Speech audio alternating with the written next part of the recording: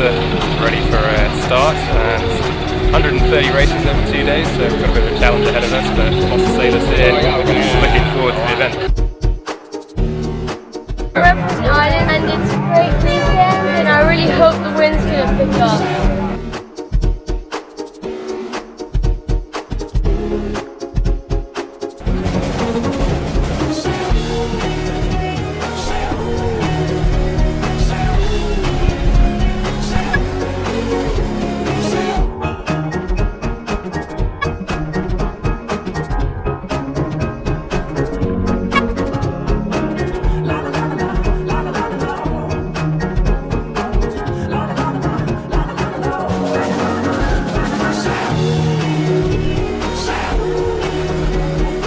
We're a bit upset since we didn't do as well as we'd hoped, but hopefully we'll do better tomorrow. Since in KG5, we did pretty well today. We lost one race and won 3, so we're hoping for better results tomorrow.